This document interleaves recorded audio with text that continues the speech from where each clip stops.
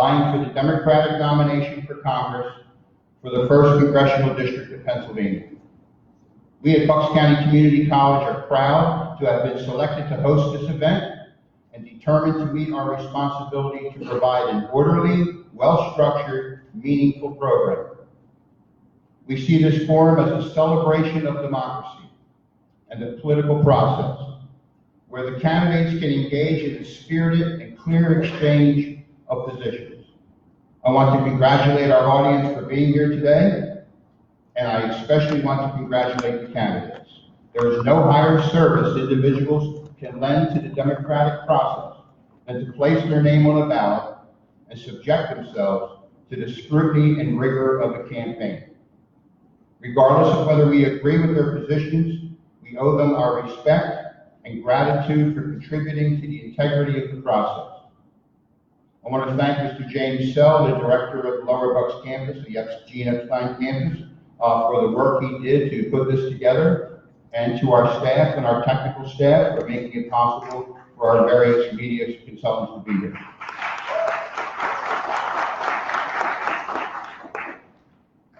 PCN, the Pennsylvania Cable Network, is filming this event and will be broadcasting it at 7 o'clock tonight and at 9 o'clock tomorrow, 7 o'clock Thursday night and 9 o'clock Friday morning. Check with your local cable carriers for the actual channel. A word about our format. While the primary focus will be the economy, there will also be questions on philosophy, government process, foreign policy, and social issues. The questions were solicited from faculty, staff, and students at all 3 Bucks County Community College campuses, reviewed by a committee and adjusted to conform to the constraints of our time frame. The questions have not been shared with the candidates. A lottery was used to determine the order of speaking. Each candidate will deliver a 2-minute opening statement. Unless otherwise stated, candidates will also have 2 minutes to respond to each question and a 1-minute rebuttal. I reserve the right to ask a follow-up if, in my judgment, further clarification is warranted. In that case, each candidate will have 1 additional minute. Regarding audience demeanor, you'll note the papers you found at your seat when you arrived. Candidates join with me in asking that members of the audience refrain from any noise, applause, or outbursts of any kind, except right now as we welcome them to the stage.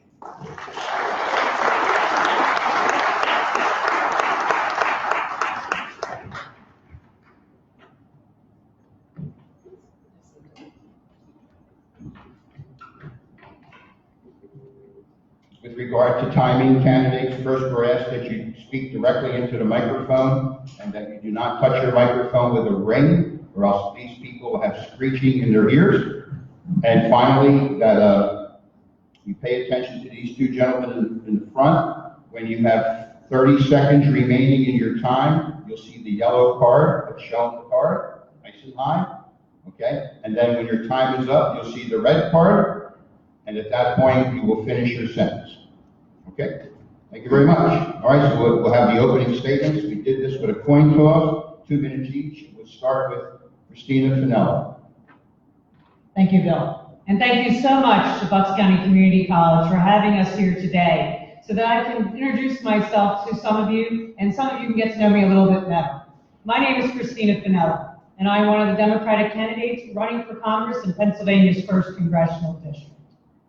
I'm so gratified to be running in a district where I live, worked, and am raising my family. And the biggest reason that I'm running for Congress is because there are many people in this district, like myself, who feel that the people in Washington aren't talking about the issues that they deal with day to day. And when I go to Washington, that's what I want to be. I want to be a representative for people in this district to talk about the issues that are important to them. Because if we're not talking about the issues that are important to the people of this district, then we're certainly not doing anything for the people of this district to make sure that they are taken care of by their government. As I said, I was born and raised here in Bucks County. I was first born in Bristol Township, where I spent some of my life, and then moved up to Wilminster Township. And 8 years ago, I bought a house in Ivy Land Borough so my husband and I could raise our family with our children in the community, which has done so much for me. A lot of the things that I'm going to be talking about, a lot of things that you're going to hear me be very passionate about, stem from my childhood and the way that my parents raised me.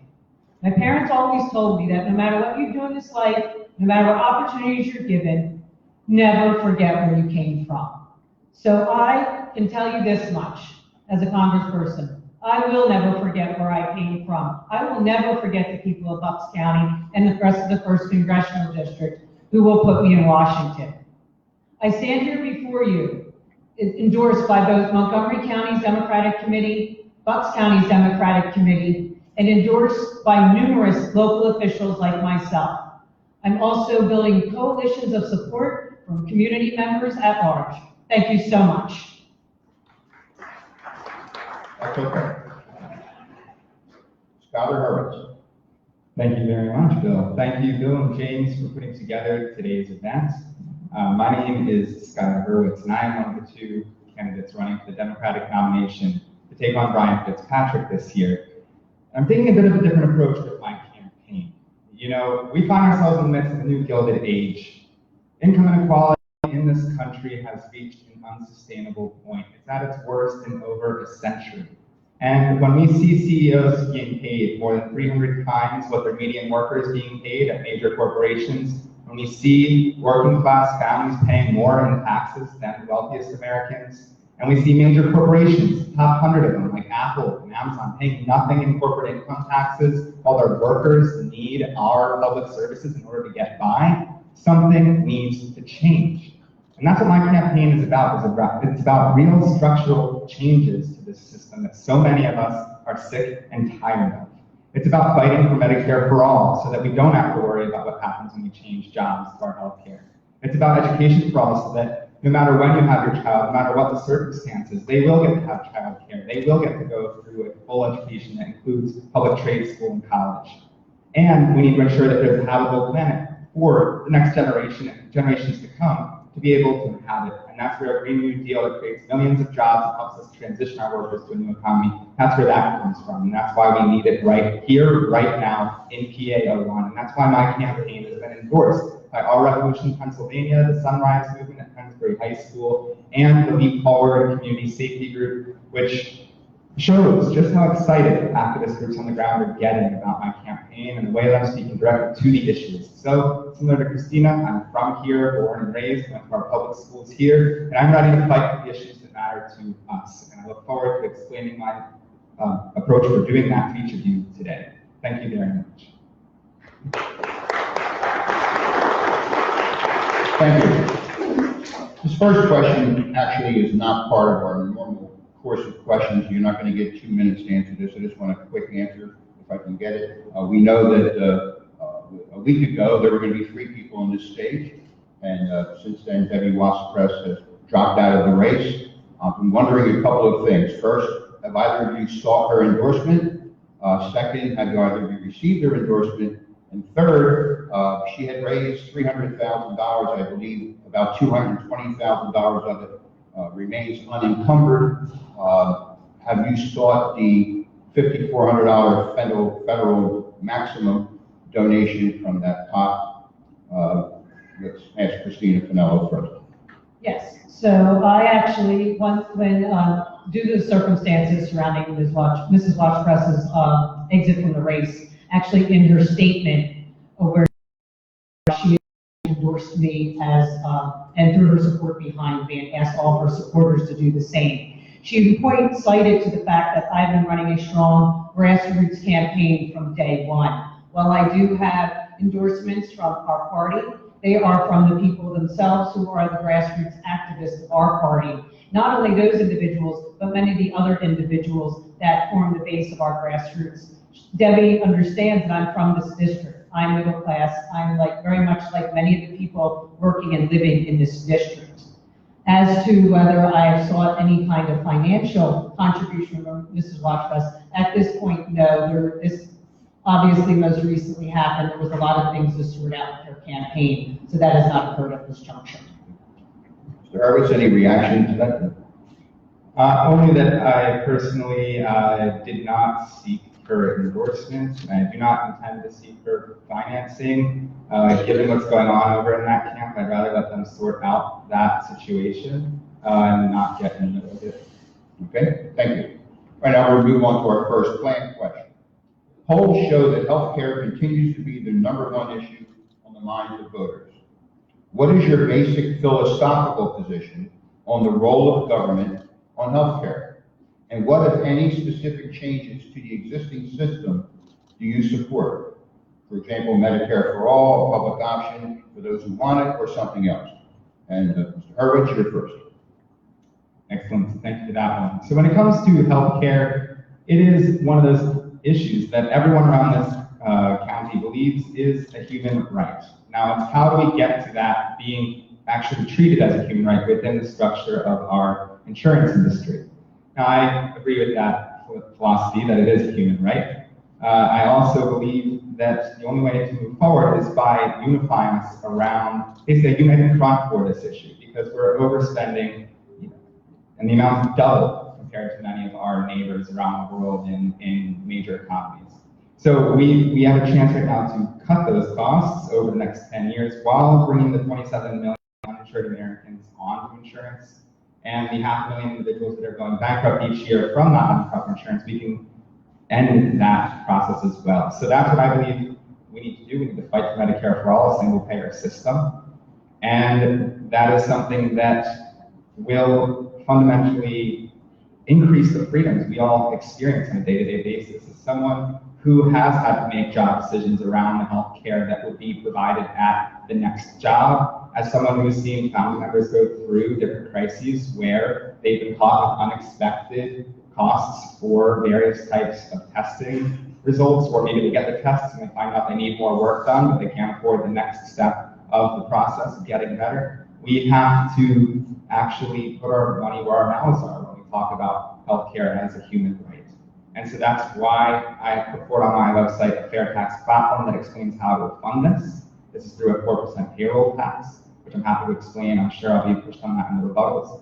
But that, I believe that at the end of the day, if you do the math, it results in upwards of a 30% savings for most average families if we were to compare their current monthly premiums to what a 4% payroll tax would be monthly. Thank you. Dr. Finello? Thank you. So I believe this is going to be a process, but first and foremost, bottom line, we need to get to a place very quickly where we have quality, accessible, affordable healthcare. For 10 years, I've worked in the healthcare policy space as an attorney and a clinical psychologist. Past 5 years, I've worked with the Division of Housing and Human Services, the last of which I was the acting director. So to make large-scale changes in government is going to be a process, and it all comes down to the implementation. So to me, and what I put forth on my website, is to build upon what was good in the Affordable Care Act, and to create a public option by way of this process. A lot of times what happens when we implement things, the Affordable Care Act wound up costing more than we originally anticipated, but it wasn't until we implemented the said program that we were able to find out these things.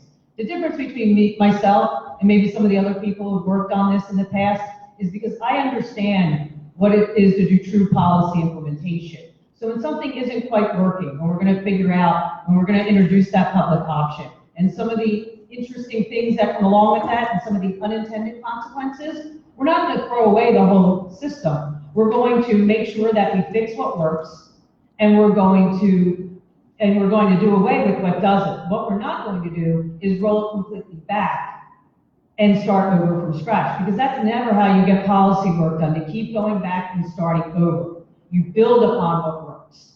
So that's going to be really important. And I understand that people right now are dealing with insurance companies and all the things that sometimes happen. I dealt with that before pre-ACA with pre-existing conditions. We know we need those protections. We need those protections right now in the Affordable Care Act. When I was pregnant with my daughter, they tried to call my pregnancy a pre-existing condition. So I can understand how stressful that can be for individuals. Thank you. Now we have a 1-minute follow-up. So we're here to find some daylight between the two of you so that voters can make an informed choice. So I think what I just heard is that you're for Medicare for all and you're for So let's go back to you. And how do you address those people who say my current contract gives me a health care plan that I like? 6 cents out of every dollar that a union spends is on negotiating their healthcare package each year. So 6% spent on renegotiating their healthcare year after year after year after year. So yeah, they might have an okay plan now, but then they lose that job and things change. Or they have a change of leadership and suddenly things change. And so it's really a myth that by perpetuating our current system that you're going to have greater choice, you're actually going to have no choice. You're going to be subjected to what your employers do to you.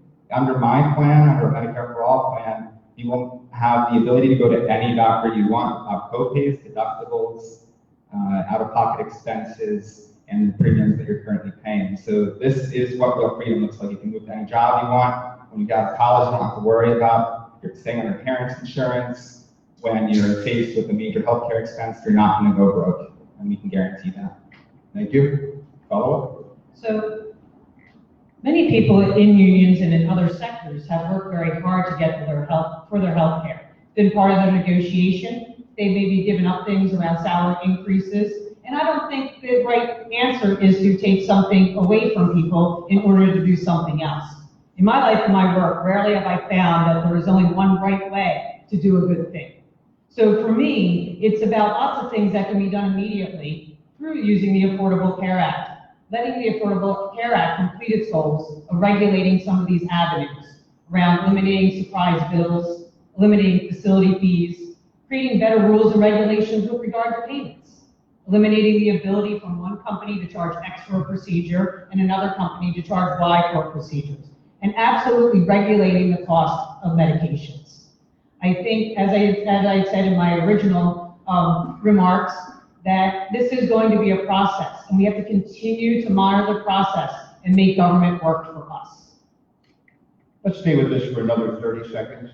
So I believe I heard you say that you would support a 4% payroll tax increase, which would result in a 30% savings for people in their healthcare costs.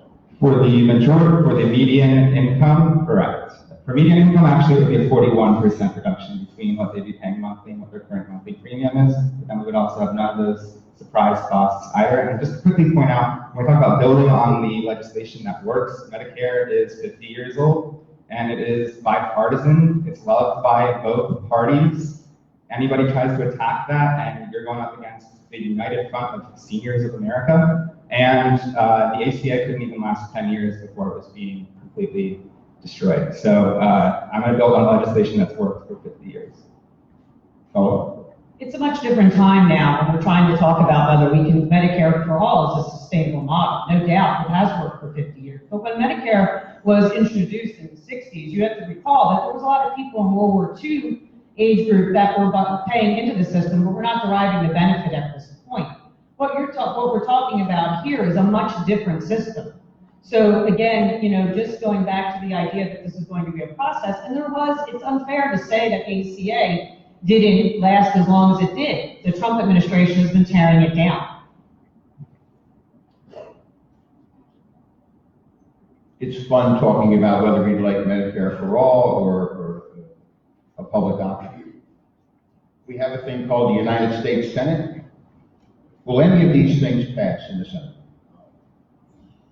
The only way we get it through the Senate is by winning both the Senate and the House. That's been the case for any piece of legislation over the last 3 years. So nothing's happened. There's hundreds of bills sitting in the Senate. So nothing would have changed if we don't win the Senate, which is why we need an inspiring vision that gets the voters out in droves so that we can win the Senate. And that's what Medicare for All is going to do, because it is one of the most popular policy proposals put forward across the country right now, if you look at just about every poll.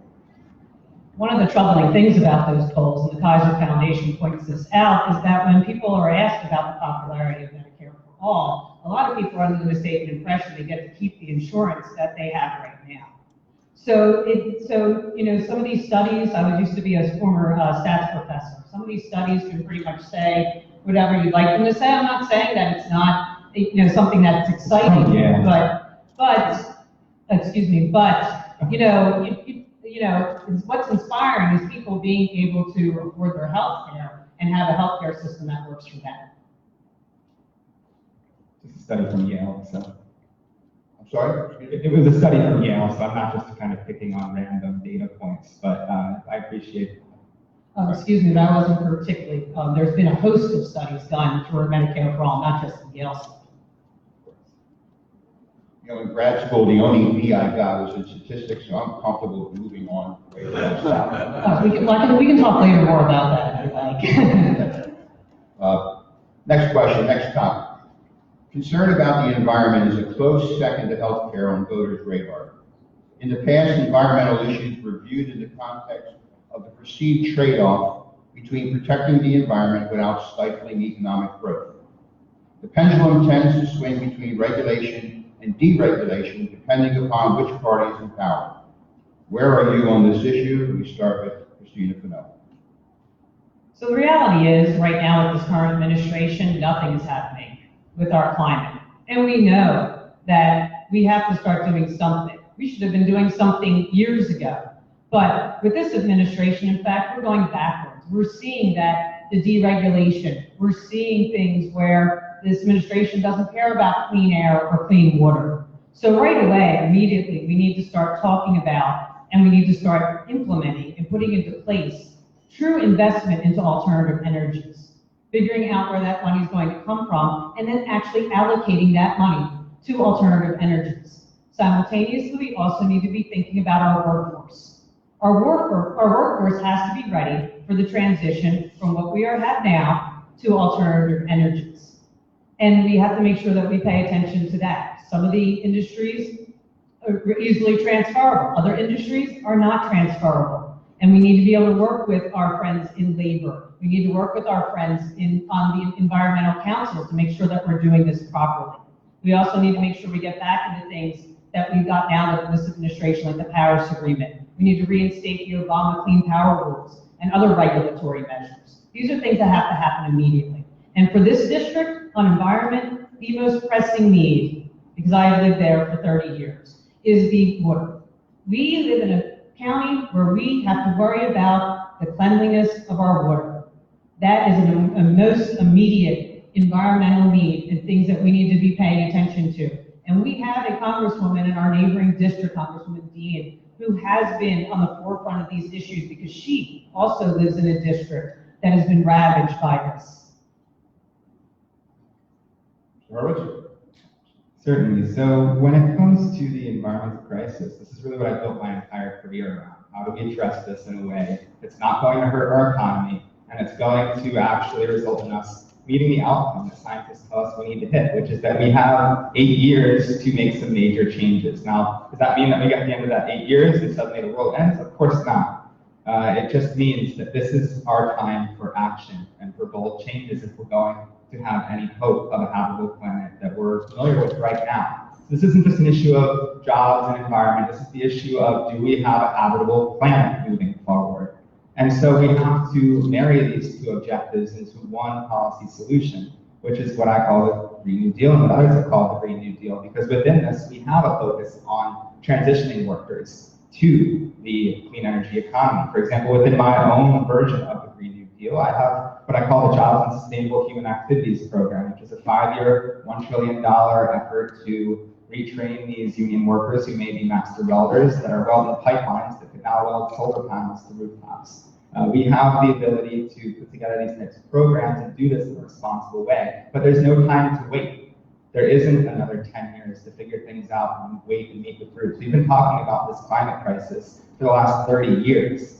Even Al Gore, I mean, if we had won the 2000 election, we'd have seen a very different type of implementation of solar policy, and we could already be completely renewable by now. I use the math all the time of, if we have the average solar panel of $14,800 at 128 million households, it's $1.9 trillion. It's less than the cost of the Iraq and Afghanistan war, and yet we paid for that since 2001. And solar actually has a return on investment, wind has a return on investment. So I think we need both solutions now. And when it comes to clean water, that's actually what I did my capstone on, is water purification technologies. And that's where I believe we need a broader infrastructure plan for addressing this crisis. It's not as simple as just saying water is the problem. I'm going to stay on this with just a little different twist. With all respect to both candidates, we've heard it all and we understand the significance of the issue and the proposed solutions that you espouse. But I hear the President of the United States say things like they want to take our cows away, they don't want us to fly on jet planes anymore, they're going to take your car away. How do you win the argument, the public relations argument, to convince that group of voters in the middle that you're not going to take their cows away, you want to fix the environment? Can you win that argument? Can you win that debate? I certainly can, because I don't think there again is one approach. The Green New Deal is a bold and sweeping plan, that much I can agree with, but I don't believe with the premise that if we don't do it that way, it cannot be done another way. Again, I think it comes down to the idea of implementation. What are we going to be doing? How are we going to pay for it? And what is it going to be doing? So that's a very, for me, easy argument to talk to people that are like myself in the middle, that wonder what the impacts of the laws that we make are going to be. Whatever it is that we put into place, we have to make sure that it's something that works not only for our district, but for the country. So I think that, a lot of times there's this spin PR machine. I don't want to scare people into solutions. I want to help people get to solutions. And doing something like that, we're saying we're going to take your cows away to the farmers, is just not effective governing. Thank you. So like many things this president says is absolute nonsense, and you should actually go read the bill. It doesn't take away cows, and secondly, the Green New Deal is not one piece of legislation. It's just a broad, overarching kind of framework for any solutions that are going towards this really aggressive 2030, carbon neutral, really with the carbon negative. So, like Elizabeth Warren's Green New Deal is different from Bernie Sanders' Green New Deal, and they're different from some of my aspects of what I call a Green New Deal. So, it's a little concerning not to understand the differences between it being a set policy and an overarching framework. So when it comes down to it, the New Deal, which FDR passed, prior to that, you needed 2.7 jobs per household to get by. Afterwards, you needed 1.2 jobs to get by. That's why we're combining this overhaul of our energy grid and of our jobs and our education. That's why we're combining it with calling it a New Deal, because we're already seeing households where people are working 2, 3, 4 jobs at a time. And this is our opportunity when more to employ these people in the industries of tomorrow. Thank you. All right, let's move on. On the national political scene, Democrats are wrestling with the idea of picking a candidate based on either ideological purity or electability. The same logic could apply here. Two-part question. Which presidential candidate do you feel is most electable in November? And part two, in your own election, what makes you more electable in the fall than your opponent? Let me start with Ms. Finella. So in terms of presidential candidate, at this point, I feel like we're just getting started. To sound like a politician here, I won't pick a person unless you're going to force me to, Mr. President. But I do feel, that we have many people, and the field has narrowed considerably, that have bold solutions. People running for president do have the luxury of putting forth bold solutions, because quite frankly, it's really up to the people in Congress and other parts of the government to be able to implement those solutions. I think that there are a lot of different individuals that would be very good for our country. For particularly this district, though, I do feel somebody that's more in the moderate space is somebody that would appeal more to the voters of this district. But I'm not sure how all this is going to shake out. Quite frankly, any of the candidates running right now for Democrat would be far better than what we have in the office right now. As for my candidacy in this district, I feel that I'm the candidate that is best suited for this district. I am this district. The stories that I talk about, the experiences that I have, are the very same stories of the people of this district. I also am very strong in areas where our current incumbent is very strong. So to just be able to go head to head there, not only talk about policy issues and the bad things he has done to this district, but also be able to interact with the community in the same way that he does, because I'm very part of that fabric of that community. I've lived here all of my life. I've gone to school here. I came back to work here and raised my family here. I've never left this. Bucks County has never left my heart, and I and I've always been a part of this community. I think that makes me well suited to take on Brian Fitzpatrick in the fall.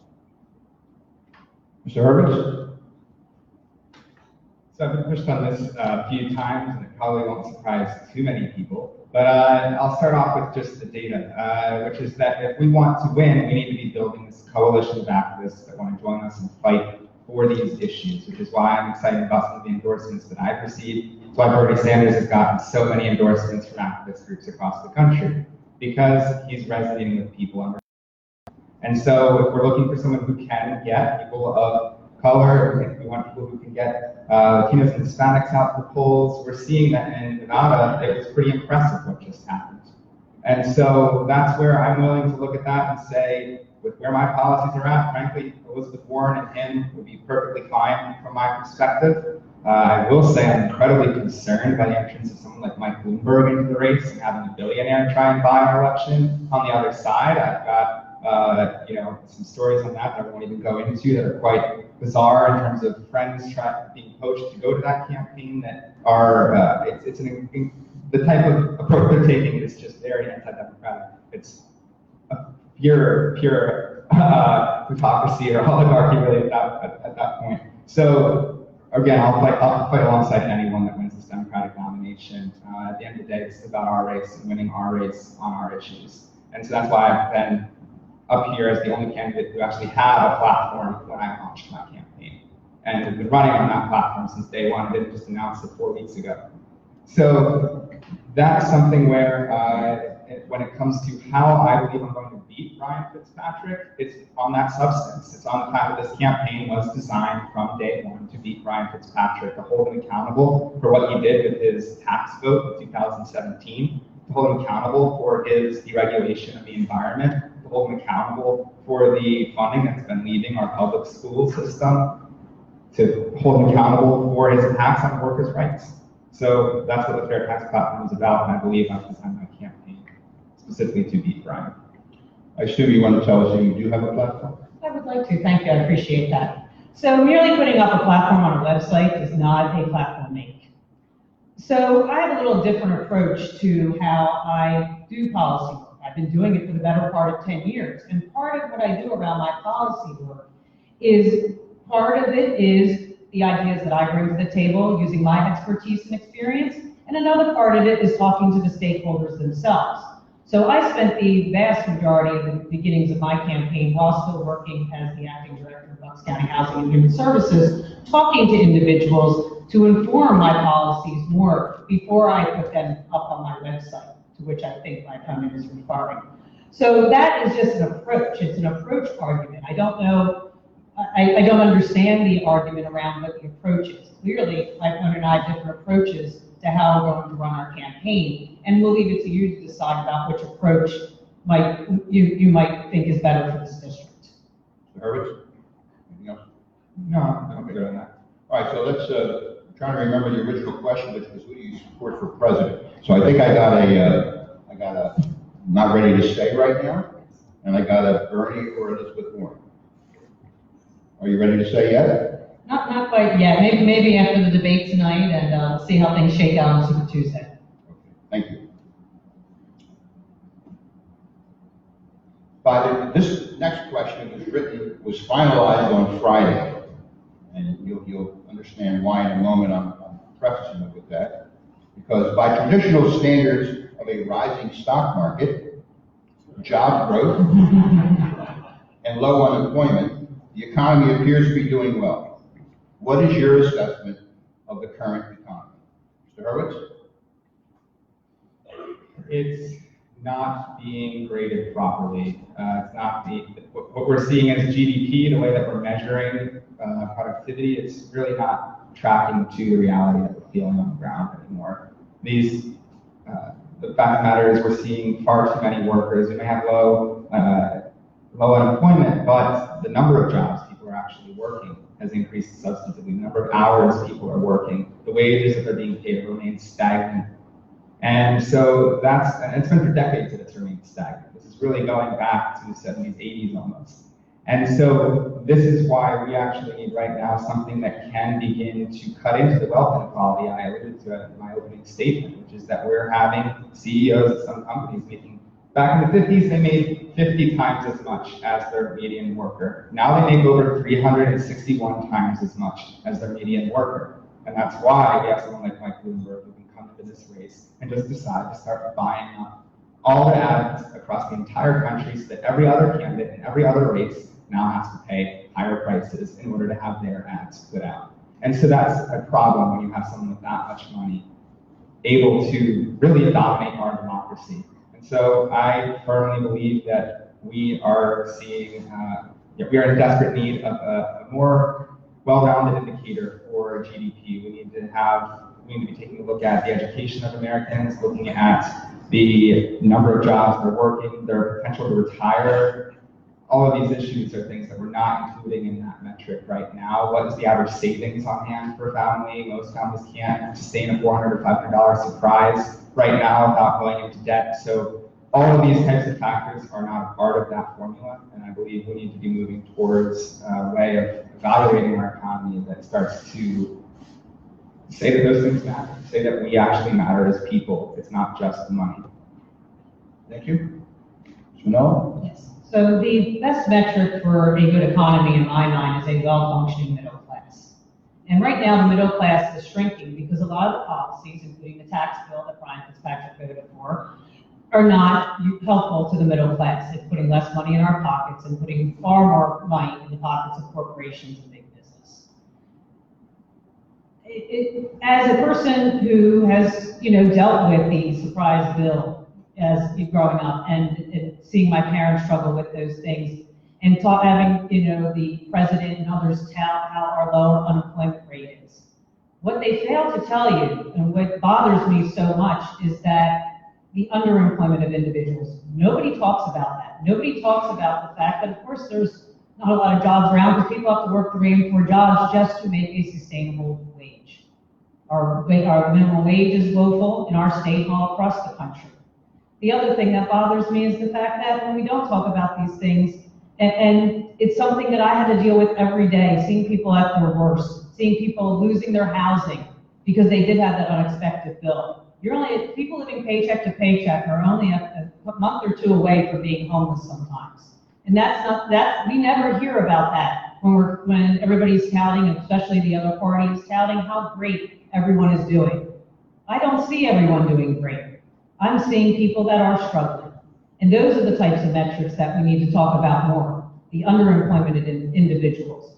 What are we doing are we having a sustainable wage for people? Do you know in this county, a single mom who wants to rent an apartment with her children, maybe have a little bit of money left over, she's going to be $21.60 an hour to make that work.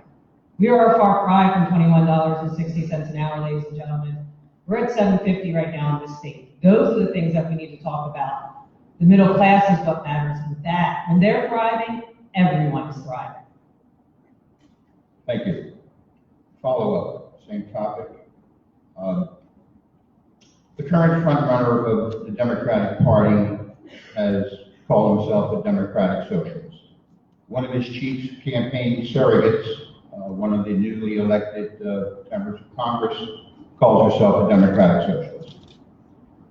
As we approach an election where you need to win the middle of the voters to win an election, are you comfortable with those terms? With those, labels matter, terms matter. I've been told once, if you're in politics, if you're explaining, you're losing. Are you comfortable carrying that socialist tag that you have to deal with? Now, I'm not saying you're carrying the tag. I'm saying, are you comfortable with having to deal with and address that concern that obviously matters to a lot of Americans?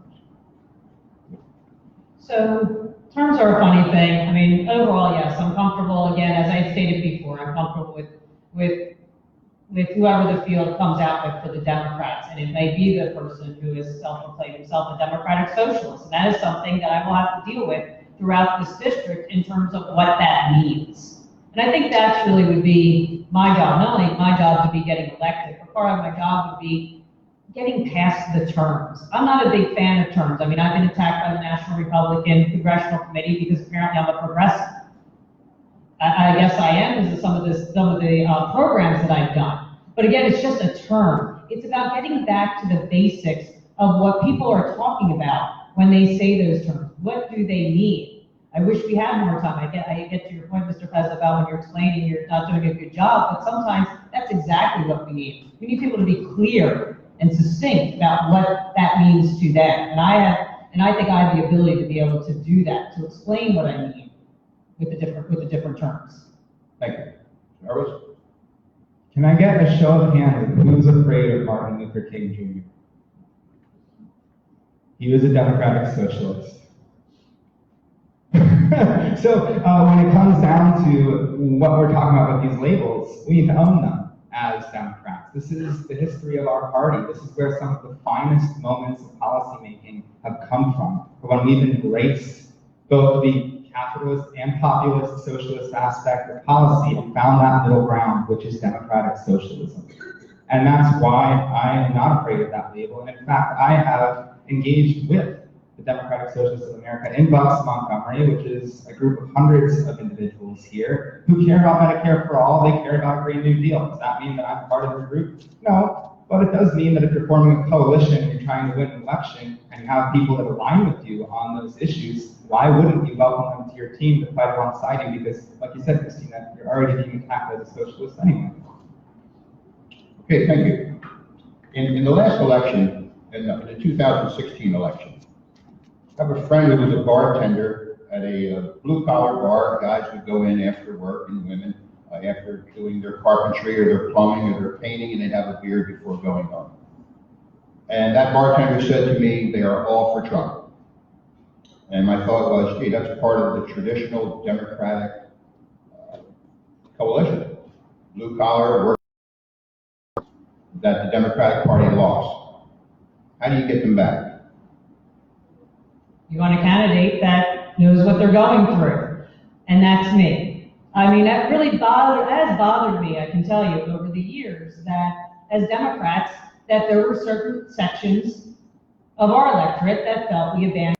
It bothered me as a Democrat. I'm a proud Democrat and always will be a proud Democrat, but it bothered me that we were losing the base of our individuals, and that was part of the reason why I wanted to run. I wanted to bring voice to people that we haven't been talking to, that we haven't been speaking to their issues. And let me tell you, as I've been going around the district, I've had carpenters and other tradesmen and others come up to me and tell me that, wow, your party is talking about things that we long thought you forgot about. And that's important to me, because that's what I'm all about, to make sure that we don't forget anybody, that we're only looking at one section of our electorate, because that's maybe who's going to come out and vote for us. We have to look at everybody. We have to make sure the needs of everyone are met. So for me, I'm very comfortable. A lot of my base of support has started in Lower Bucks County. I received the endorsement of the Bristol Township Democratic Committee, also the Warminster Township Democratic Committee, which is in Central Bucks, but it's very much a Lower Bucks culturally. But that's only where it starts. That doesn't mean I'm going to forget about the rest of the district. That just means that that's where some of our bases that is feeling forgotten. So I'm happy that they feel like they are going to be represented by somebody who will remember them, along with the rest of the district. That feels like we have been talking about a lot of their issues lately. We have to be able to unify and bring everybody under one umbrella. And in a message, we're talking before about labels and things. I will proudly talk about the fact that I'm a moderate, because a moderate means that I'm talking about the issues that matter to people. So I don't find it to be boring or not old enough. It's about the things that people care about. So that's how we win back voters. That's how we do it. Jarvis? Absolutely. So when it comes to these blue-collar workers, I mean, my father-in-law is one of them. He's one of those people who owns a construction company, Trump voter, but back in 2015, 2016, was actually teetering on the fence about Bernie Sanders because he was talking about structural changes. And then he heard Trump talk about draining the swamp. And to him, he wanted change because he sees the system as so broken at this point that nobody's really understanding the issues that they're facing. We can talk about it, but it's another thing to have something to do about it, so that it's not what happened after Obama, where we kind of got the hope, got the change, got that feeling going, and then didn't quite make it on the follow-through with as much as what people were hoping for. He got the ACA through, but we had hopes for so much more with that supermajority. And so that's where I feel the way we get these workers back on our side is by fearlessly telling them like it is. Not lying to them, not playing the political games, telling them that, look, your union deals in natural gas. The reality is that this industry is going away and we need to get you a job somewhere else. So how do we design policy and programs to get you there? We have to be bold enough to stand up and say, these are problems we cannot shy away from, we cannot get around, and there is a deadline on addressing them.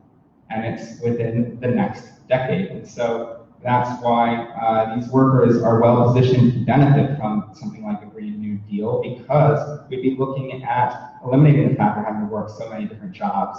They actually would be able to have a pension, they actually can look at retiring, they actually can go to the doctor when they're ill, and they actually would have paid time off because I believe in paid family sick leave.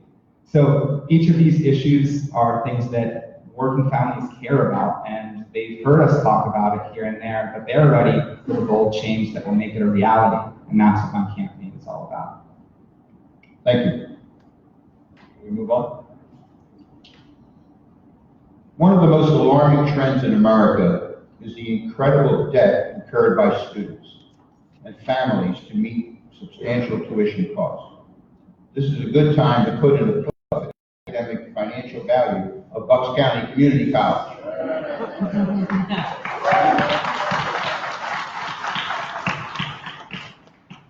That said, we have another two-part question.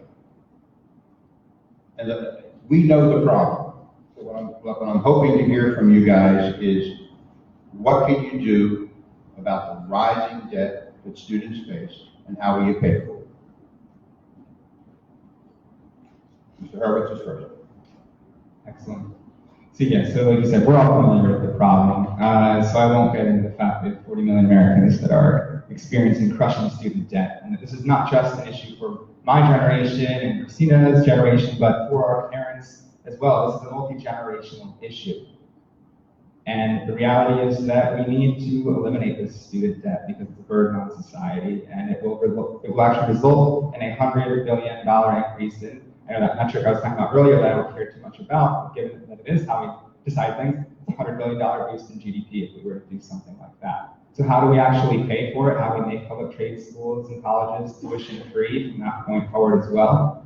It's pretty simple. If you're an individual that has wealth, $32 million or more, you're going to experience a wealth tax of 0.5% on your income. And there's basically a bracket system where it goes up depending on your wealth, maxing out at 8%. So nothing insane in terms of wealth tax. Now, how do we then pay for that would actually cover childcare as well. Universal childcare from ages 1 through 4, as well as universal pre-K.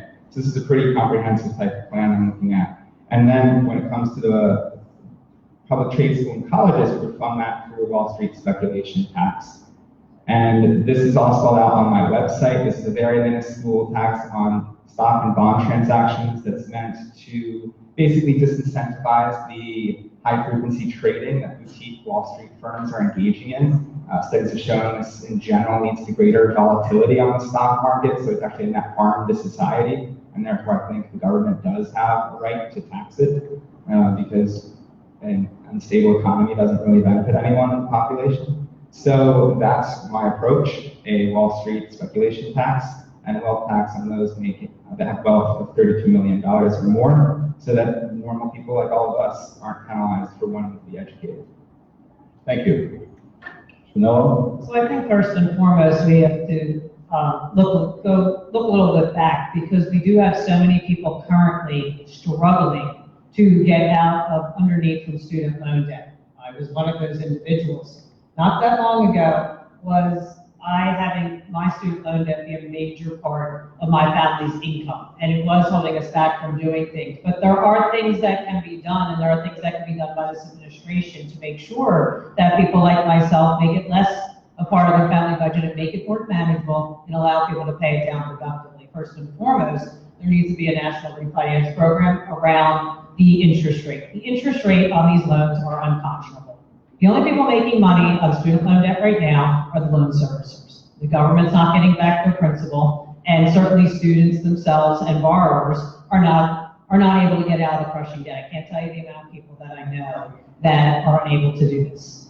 The other thing is we need to stop, much like the predatory lending practices in housing, that not that long ago, did we have the same types of predatory practices with loan servicers of student loan debt. That needs to be eliminated immediately. That should not be occurring. Navient, one of the biggest loan servicers, brags about their profits on the backs of student loan borrowers. Like I said, I was one of those. I am also in a loan forgiveness program. Those need to be much more available and ubiquitous to the borrowers. We have many, they're very limited right now in their availability. They're also, and the current administration has seen fit to this as well, there are a number of people that, as of 2017, should have gotten their loans forgiven because they were in a program, and only 1% of those borrowers have had their loans forgiven. And you know what it's all about? It's because there's these regulations and it's very onerous for the borrower. It's bureaucracy at its finest. It's unnecessary, the amount of bureaucracy you need. If you make an agreement and agree to pay it off, you should get your loan forgiven. Thank you. Let's move on. This is 9th grade civics. The Congress is a constitutionally co-equal branch of government. Once upon a time. If elected to Congress, you will become part of that co-equal branch of government. Many Democrats believe that Congress is losing its oversight ability, resulting from unprecedented resistance from the executive branch to attend hearings, to honor subpoenas, and to produce records. In addition, some key positions in the executive branch are being filled by acting officials, thus avoiding Senate hearings and confirmation. Is this a fair assessment? If so, what can Congress do about it? Mrs. Finelli. Thank you. I do believe it's an absolutely fair assessment. As an attorney, I shudder some days at the fact about how the authority of Congress basically is no longer. I mean, the executive branch at this point, it's stuff that I used to read about in history books. The unfettered executive power that used to exist at certain points in our history, I can't believe is the place where I live right now. The fact that we have a congressperson right now who says nothing when all these things are occurring, when our president runs afoul of the Constitution, and there is a procedure in the Constitution to hold him accountable, and our congressperson says, nah, that's all right, not going to vote for that. And as a matter of fact, I probably know a lot what was going on with that situation, but that's okay. We'll just let the FBI do it. It's not the FBI's job. It's Congress's job. They get paid a whole heck of a lot of money to not do their job, and that's exactly what's happening right now. The other thing that's really concerning and what Congress has abdicated a lot of their power, and it just didn't start recently, but over the years, is their war powers. We saw what happened when our commander-in-chief decided to do foreign policy by Twitter and decided to get us involved in Iran. Admittedly, arguably that probably should have happened, but the way that it happened is problematic. Congress needs to be involved at all aspects. When we are going to put our military and our military men and women at risk, it is incumbent on the Congress to be able to be involved in that. War powers is something that is written in the Constitution for the Congress, and they need to be able to do that. It's one of the powers, and they need to take back that power. We cannot have unfettered power in one branch of government. And I don't have enough time to even get started on the judiciary, but maybe another question. Mr. Hurwitz? This is an area where I couldn't agree more with Christina. The war powers is one area where we actually just saw for the first time in decades, led by none other than current presidential candidate Senator Bernie Sanders, the first use of checking the president's war powers in Yemen by invoking the War Powers Act, and that was actually successful. So in the midst of the Trump administration, we saw Bernie Sanders, who many people fear can't get anything done, actually managed to invoke the War Powers Act that hadn't been done in decades.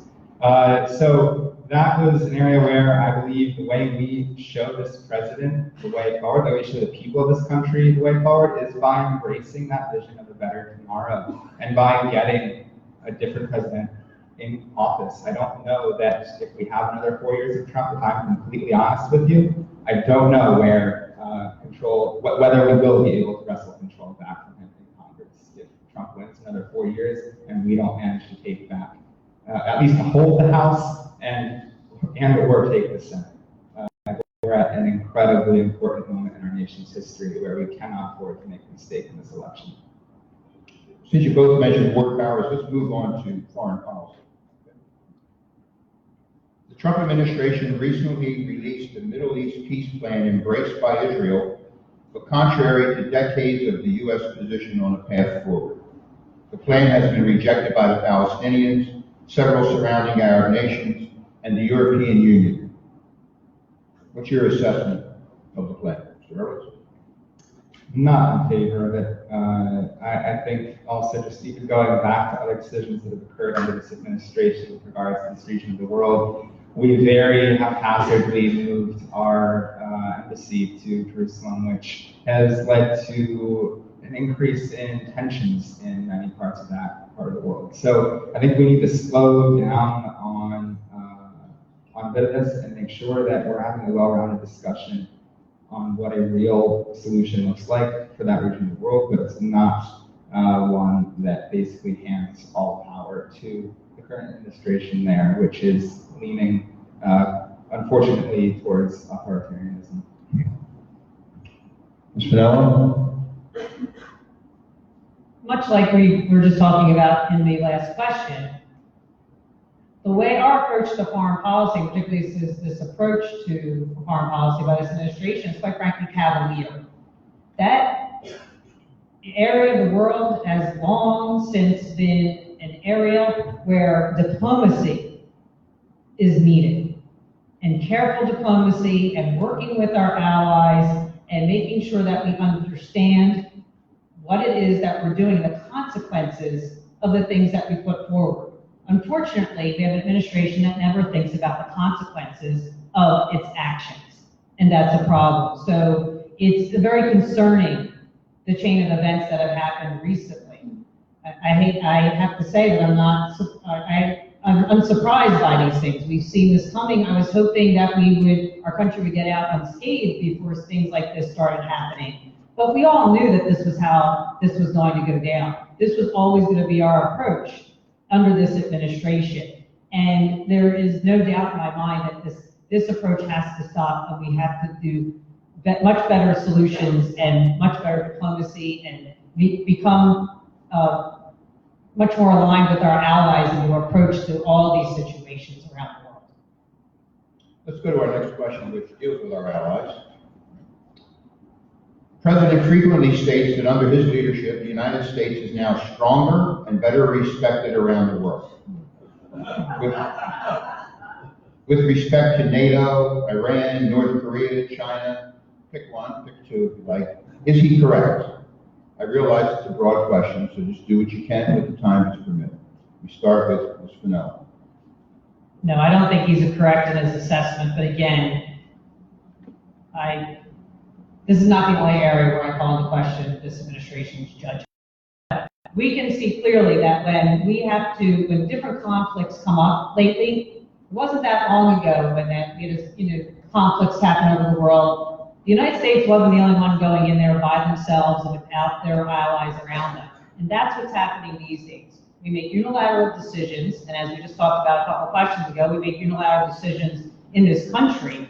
One person makes a lot of decisions. That's not good diplomacy. We see the better diplomacy is when we have our allies with us, when they're working together with us.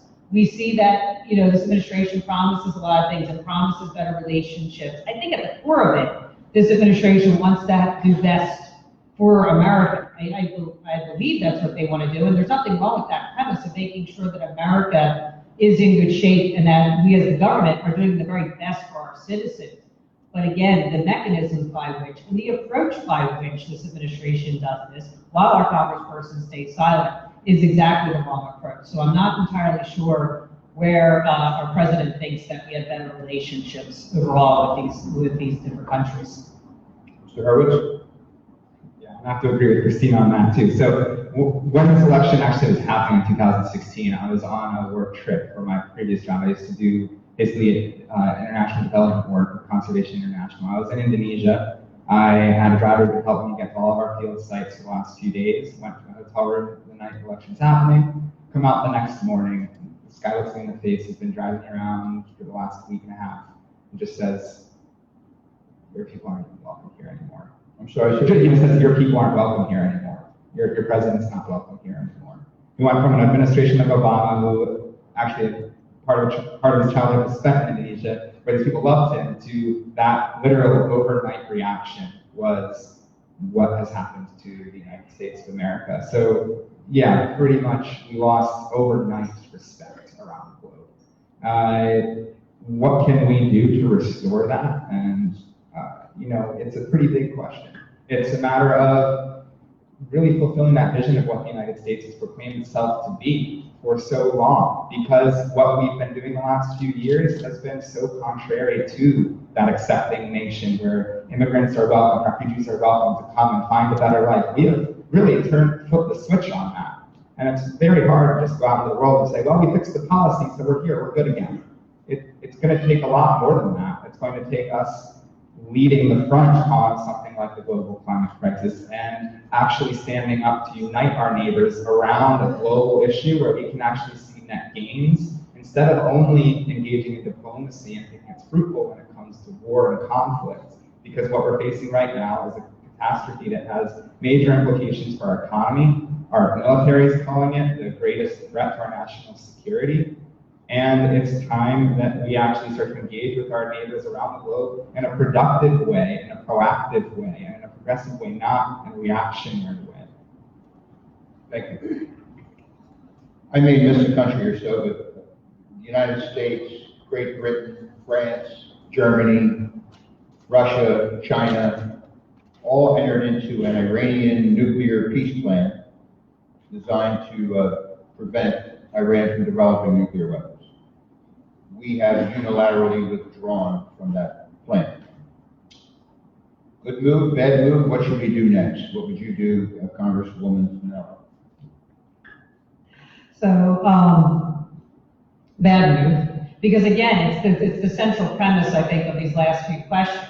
You have all these other people on this side doing together, trying to go for a common purpose, and a very good common purpose, i.e. keeping nuclear weapons out of the hands of people that might use them against us. And then you have us on the other side that, we know better. This is what we're putting out as this administration. We know better. We don't need your help.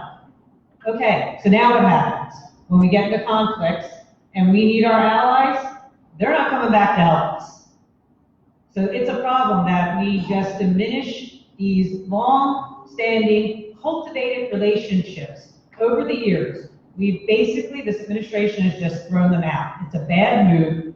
No man is an island, and that applies here more so than ever. We should never, with how complex foreign affairs are, we used the Middle East as an example earlier, but many of the other places, we can ill afford to be the only ones there by ourselves. So it's a bad move. Congressman, to be perhaps Mr. Harris? Absolutely bad move, and even worse move was them assassinating Qasem Soleimani. I was strongly against that type of unilateral action against a sitting government official in Iran. This wasn't like just killing Osama bin Laden, head of a non-state actor, terrorist group. This is an actual sitting government official in a country where we may not like him, but there's a big difference between a state actor and non-state actors when it comes to international law and how we engage in diplomacy. So we failed to properly engage in that aspect of foreign policy making when it comes to how we just dealt with Iran. Now, we've been fortunate thus far on the kickback from that. It's been relatively minor for all intents and purposes, but we're seeing now our relationship with Iraq, after the trillions we've invested there, is basically being tossed out the window. They just lit that on fire. So again, that money that could have gone into a Green New Deal and given us all solar panels since 2000, we spent it all over there, and then we just lit it all on fire. And so we need really major changes in how we're doing foreign policy. We need to be ending these endless wars and we need to be very much pushing our neighbors and our enemies to engage in diplomatic negotiations. Thank you. We're about to have our closing statements. Before we do, I want to take a minute to compliment you for being here, for your demeanor, for your patience in the audience, and I think you should give yourselves a hand.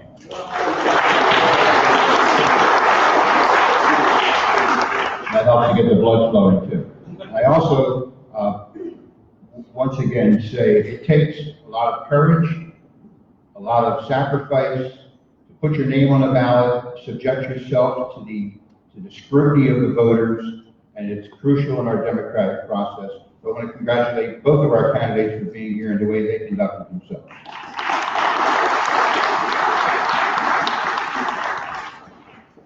Soon will be my favorite part of the debate when everyone rushes me afterwards and says, why did you ask this question and why did you ask that question?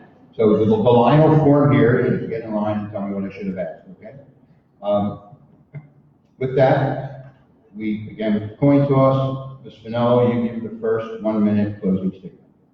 Thank you, I appreciate that. And again, I want to thank you so much for having us here and allowing me to talk to the issues that are so very important to me. So thank you so much. For me, this is about an election where we have not had the seat in this district for a very long time.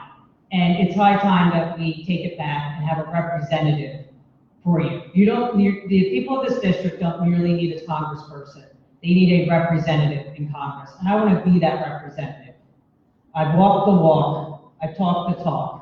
But I want to be able to go to Washington and inject a little dose of Bucks County reality and First District reality into Washington. There aren't many people in Washington right now that know the day-to-day grind that a lot of the people in our district face, and I do. And as I said early on, my parents taught me something very important. Never forget where you came from. And if you elect me as your congresswoman, I will never forget where I came from. I'm Christina Finella. Thank you.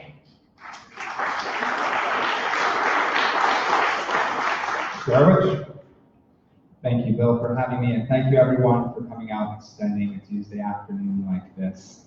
You know, this campaign has been about mobilizing each of you to be powerful and to be able to have a part in this movement. It's going to talking to our neighbors or friends or families if we want to see the type of changes that I've been talking about this afternoon. It's not going to happen just from the top down, and it's not going to happen by just being part of an anti-this or anti-that movement. This is our chance to be part of something more than just ourselves. This is our chance to fight for that future we all believe that we have a right to as Americans, as citizens in the wealthiest nation in the country, in the wealthiest country in the history of this planet. We have a right to these basic human needs, and it's time that we rise up together and fight for them. So please join me at skylarforcongress.com, volunteer, sign up for my newsletter, and get involved, because every single one of you can be a part of this, and I hope you'll join me. Thanks. A couple of brief announcements. First, as is our tradition, college will be serving free hot dogs. They're in the back. And thank you for coming. That's a little bit of your reward.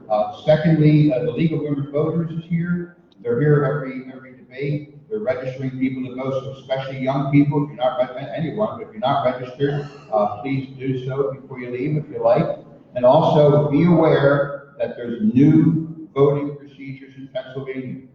We now have the ability to vote by mail, not just for absentee ballots as we're used to in the past. You can simply request a ballot and vote by mail. The state anticipates that as many as 20% of the people will be doing it that way. So you might want to explore that. It creates some problems in terms of tabulation, which we won't deal with tonight, and we just don't want to be Iowa or Nevada, but we have to address that. But you can vote by mail. Stop by the desk, and the women at the table will tell you about that. Thank you again very much. Anything else, Jim? Yeah, if you would do us a favor, the Bristol Borough students have to get back to school, so if you let them get the hot dogs first, that would be great. Thank you very much.